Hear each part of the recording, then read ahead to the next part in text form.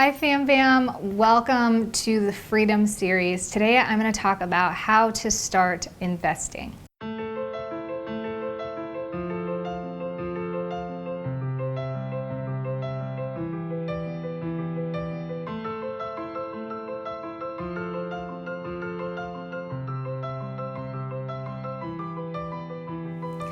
So I wouldn't consider myself an extensive or an advanced investor, but I definitely feel confident in letting you know how I've gotten started and what I've learned over the last 15 years of trying to learn about finances and how to manage and grow wealth.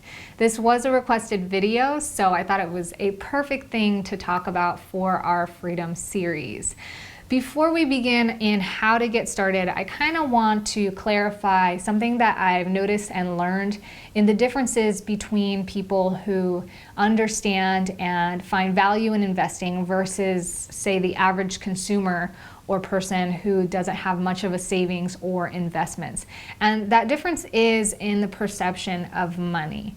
So the person that is an avid investor, typically wealthy, typically seems to have money coming from different places, I've noticed uses money and looks at money as a tool to grow money, to grow opportunity, and to manage more time, have more time, replicate resources and experiences, whereas an average consumer person typically looks at money as a way to buy things. So really simplified, the wealthy person uses money to generate more time and resources, whereas an average consumer uses money to buy more stuff, to gain status in materialistic property. So with that said, I was taught a number of different things that I feel like is pretty good, and we'll see how it pans out when I'm ready to retire and when this all grows over time. But this is something that I thought I would share with you because I found it very valuable for me. And if I could go back, 15 or even 20 years previous, I would tell myself to really make these things a priority and make it super important. And that first thing is to just make sure that you don't mess with debt. It's a common thing to go in debt over certain items like cars or financing your computer for school or just using a credit card and carrying a balance that you pay off little by little.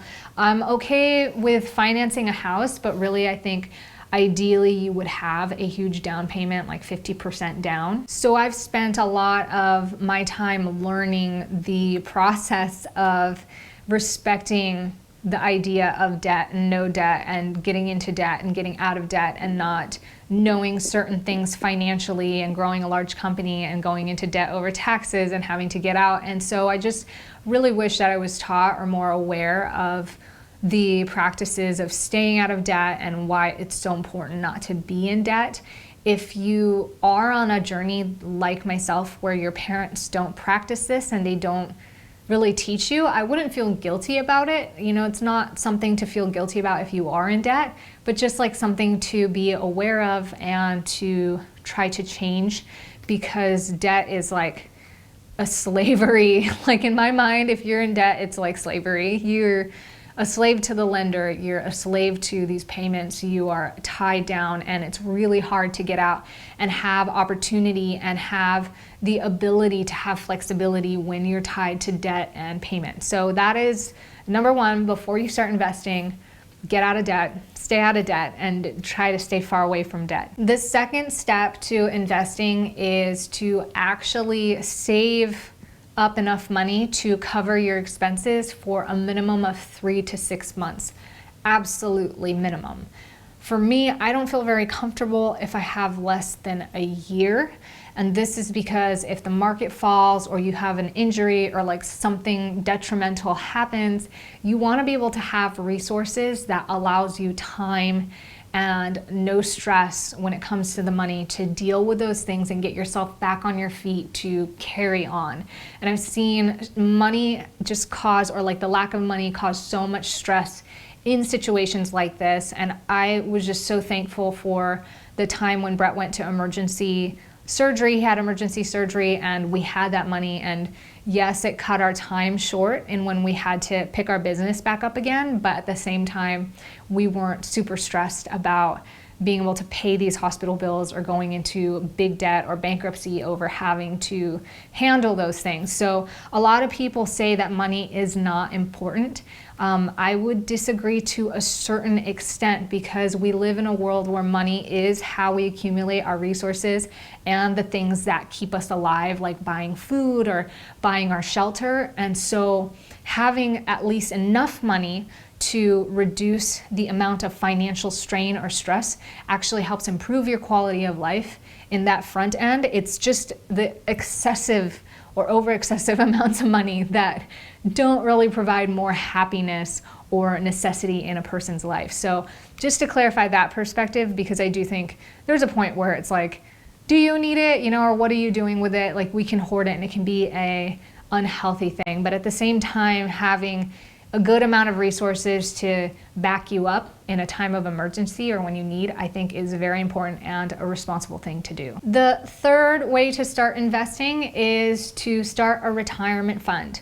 So if your company offers a 401k plan, or if they don't and you're self-employed you can start an IRA account. I like the Roth IRA because it is tax-free when you go to liquidate, meaning you pay the taxes up front. So keep in mind that all your investments or the things that you make money on, even if it is the stock market or a retirement account, you're gonna get taxed on just like you get taxed on your wages. So if you pay your taxes up front now, then they become tax-free later on when you go to cash out during your retirement era. The 401k is nice because it becomes a tax deductible and you can actually do both. And I really like to say, if you can, try to max out your Roth IRA, which is a maximum of $5,500 per person a year. It's just a little under $500 a month to save up for this, and it's pretty steadfast growth, and it has been for a while, so you don't really have to worry about it much. I've seen a lot of people during this crash in 2008 try to liquidate because they were scared that they were going to lose money, and it was actually a mistake for them to not just put the money away and not look at it, because the market bounced back up and they ended up losing a lot of the money that they had liquidated, plus paying the fees to liquidate early was not worth it. So I would just say the biggest perspective to have when it comes to investing is don't put all your eggs in one basket, and don't expect for sure 100% that this is going to actually create a perfect retirement for you or generate a certain amount. You want to make sure that you diversify the things that you invest in, so that if something does fall through, you have other things to help back you up. So a retirement account is probably the first thing I would say to get started with, because it's pretty straightforward and easy to do, and there's a lot of benefits in doing it right now, as well as the amount of time that it sits in the marketplace.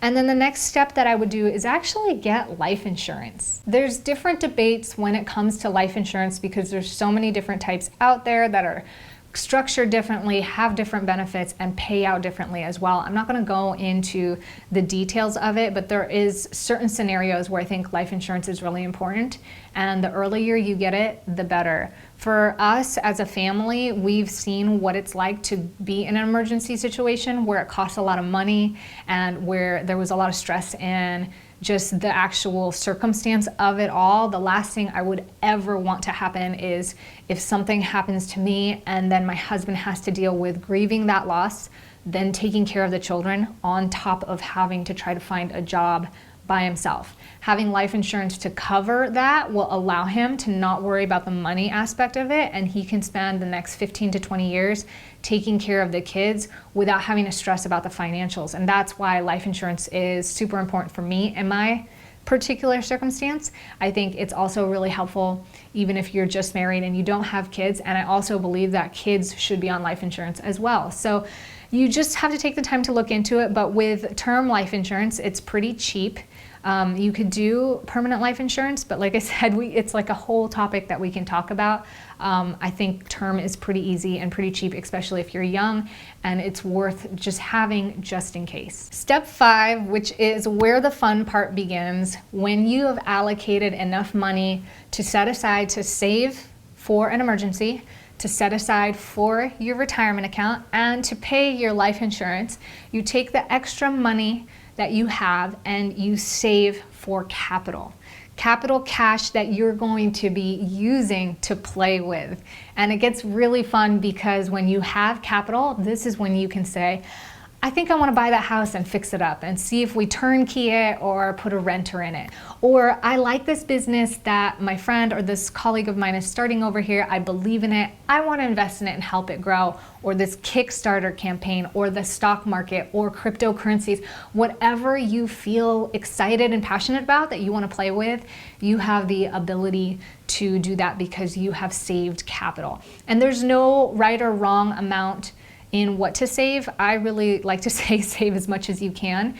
And there's a common theme here that you're gonna notice, which is like, where's this money gonna come from? Like, where am I gonna get it all? And we're gonna discuss this towards the end of the video.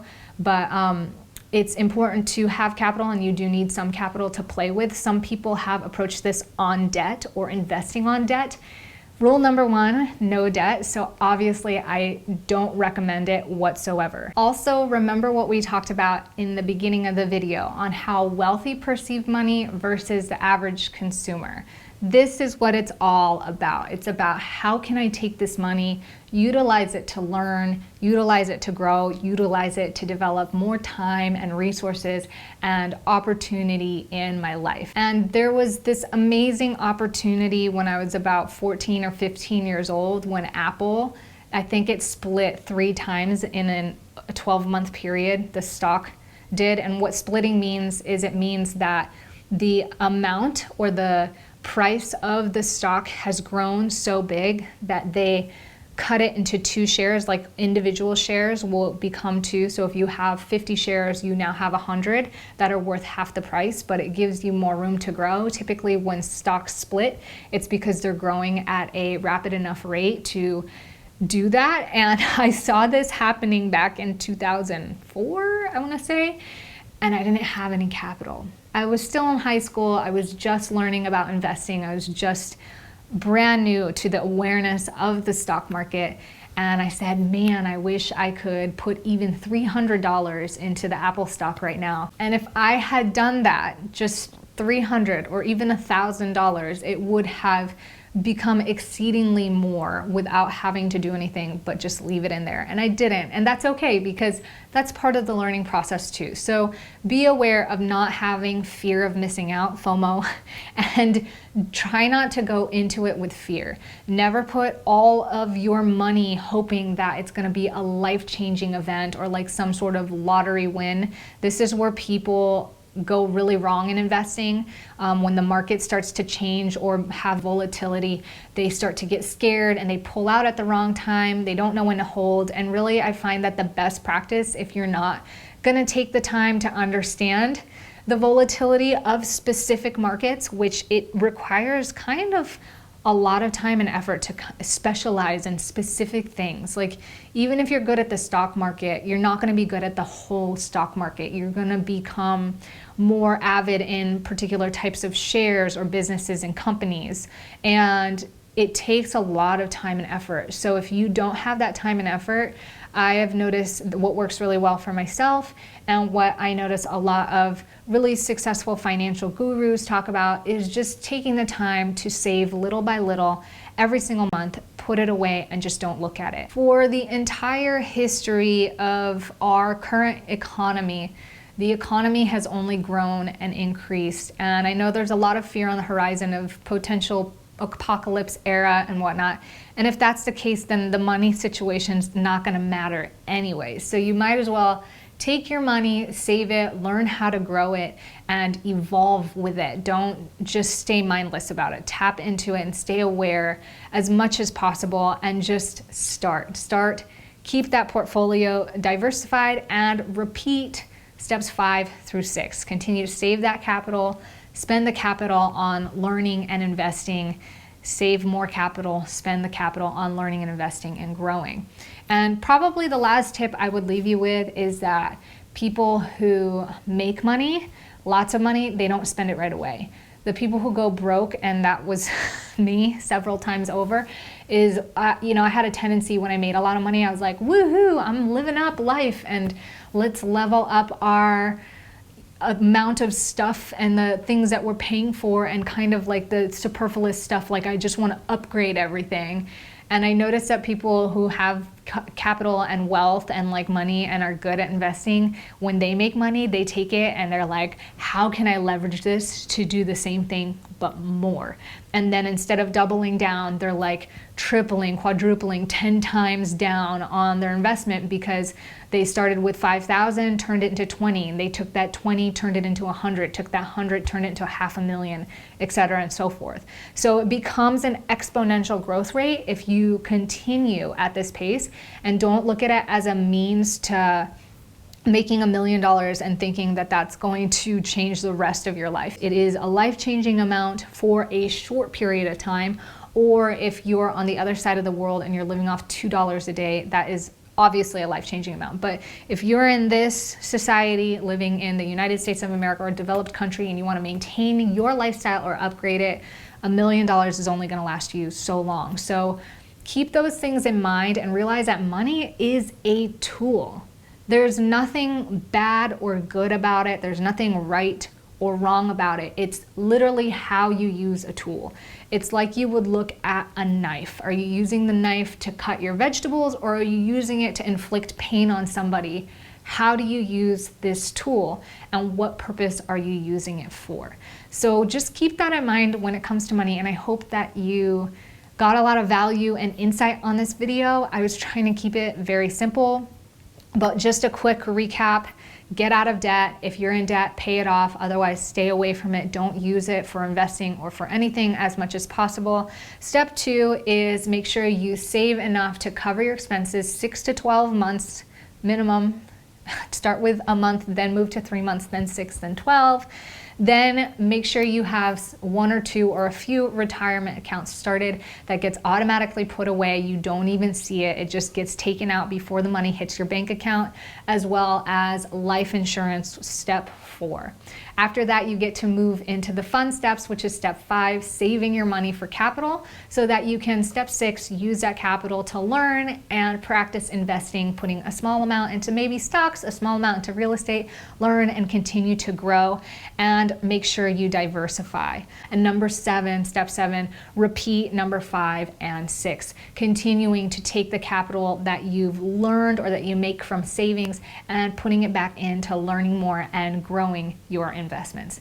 So let me know you like this video by hitting thumbs up. If you guys want to expound on this even more, let me know in the comments below any questions or comments, and subscribe to the channel if you want to learn more on how to level up your current reality. Thank you guys so much for being here. Remember, be good, be great, and most of all, be grateful.